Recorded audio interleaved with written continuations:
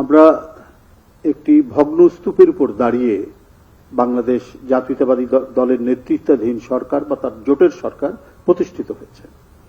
চারিদিকে ছিল অরাজকতা, নৈরাজ্যের এক ধূসর পরিবেশ। কে কখন গুম হয়ে যাবে, কে কখন অদৃশ্য হবে তার কোনো ইয়াত্তা ছিল না। বিচার বহির্ভূত হত্যা লেগেই ছিল এবং প্রত্যেকটি ছিল রাজনৈতিক উদ্দেশ্য প্রণোদিত। কেউ খালের ধারে, কেউ নদীর ধারে, কেউ পুকুরের ধারে প্রতিদিন একটার পর একটা লাশ পাওয়া যেত।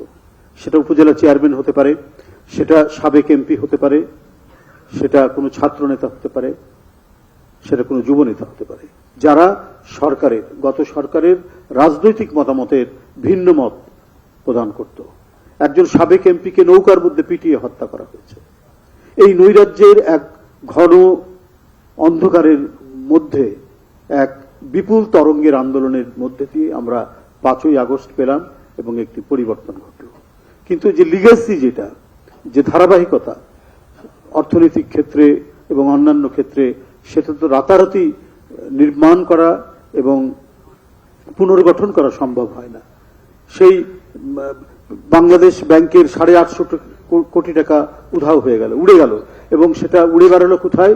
ফিলিপাইনের জুয়ার আসরে, ক্যাসিনোর মধ্যে। সোনালী ব্যাংক, বেসিক ব্যাংক, একটার পর একটা ব্যাংক লোপাট হয়ে গেল। অর্থনীতির এক কঠিন অবস্থা। লোক দেখানো কিছু মেগা প্রজেক্টের নামে মেগা লুটপাট, মেগা দুর্নীতির আমরা রূপকথার সমস্ত গল্প সেই সময় শুনে এসেছি, এবং যেটা অত্যন্ত বাস্তব এবং অত্যন্ত সত্য। সেই পরিস্থিতি, সেই লিগ্যাসির ধারায় আজকে নতুন একটি সরকার, যে সরকার অবাধ সুষ্ঠু নির্বাচনের মধ্যে দিয়ে, ইনক্লুসিভ নির্বাচনের মধ্যে দিয়ে ক্ষমতায় এসেছে এবং ক্ষমতায় এসে রাষ্ট্র পরিচালনা করছে। এবং নির্বাচনের প্রাক্কালে যে প্রতিশ্রুতিগুলো দিয়েছিলেন, যে অঙ্গীকারগুলো করেছিলেন সরকার প্রধান জনাব তারেক রহমান, সম্মানিত প্রধানমন্ত্রী, সেই প্রতিশ্রুতিগুলি পূরণেই তিনি ক্ষমতা গ্রহণের প্রায় প্রথম দিন থেকে অথবা দ্বিতীয় দিন থেকে তিনি শুরু করেছেন তার কর্মযজ্ঞ।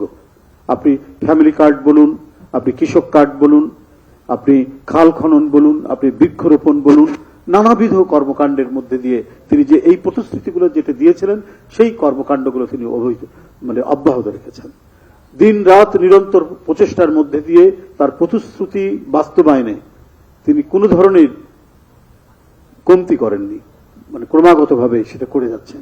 এর মধ্যে বিভিন্ন ডিজাস্টার, দুর্যোগ, প্রাকৃতিক দুর্যোগ এবং আন্তর্জাতিক বিভিন্ন ঘটনা প্রবাহ, আমাদের যে স্মুথ যে উন্নয়নের যে গতি, সেখানে অনেকটা বাধা হয়েছে।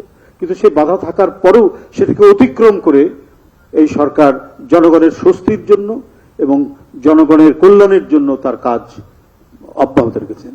সামাজিক সুরক্ষা থেকে শুরু করে অবকাঠামোগত উন্নয়ন, সেখান থেকে শুরু করে কি শিক্ষা, কি স্বাস্থ্য, প্রত্যেকটি ক্ষেত্রে তিনি তার যে প্রতিশ্রুতিগুলো সেটা রক্ষার তিনি চেষ্টা করে যাচ্ছেন। আজকে বিভিন্ন সেক্টরে যে সমস্ত আমরা ইয়েগুলো দেখি, যেখানে হয়তো যে বিভিন্ন সংকটগুলো দেখি, সেই সংকটগুলো উত্তরণের জন্য প্রয়োজনীয় যে নির্দেশনা, সেই নির্দেশনা দিচ্ছেন। একটা দেশ থাকলে পরে আপনার মহামারী আসতে পারে, সেখানে নানা প্রাকৃতিক দুর্যোগ আসতে পারে, বন্যা আসতে পারে, ভূমিকম্প হতে পারে, কিন্তু জনগণের একটি সরকার থাকলে সেগুলোকে মোকাবেলা করে মানুষের কল্যাণে কাজ করে যাওয়াই হচ্ছে সেই সরকারের ব্রত। কারণ এই সরকার নির্বাচিত সরকার, এবং নির্বাচিত সরকার হওয়ার কারণেই প্রতিটি ক্ষেত্রে, প্রতিটি স্তরে জবাবদিহিতা নিশ্চিত করা। আজকের যে অনুষ্ঠানটি সেই জবাবদিহিতারই একটি অংশ। বৃহত্তর জবাবদিহিতা কার কাছে? জনগণের কাছে। এবং জনগণের কাছে জবাবদিহিতা কি কার মাধ্যমে হয়? একটি সরকারের পার্লামেন্টের মাধ্যমে এবং গণমাধ্যমের সাংবাদিকদের মাধ্যমে। আজকে 6 মাসের যে অগ্রগতি এবং যতটুকু অর্জন এবং যা কর্মকাণ্ড এই সরকারের বিভিন্ন ক্ষেত্রে, বিভিন্ন সেক্টরে, বিভিন্ন মন্ত্রণালয়ে, সেটার সম্পর্কে আপনার কিছু কথা, কিছু বক্তব্য কতটুকু হয়েছে সেটাকে আপনাদেরকে অবহিত করা হবে।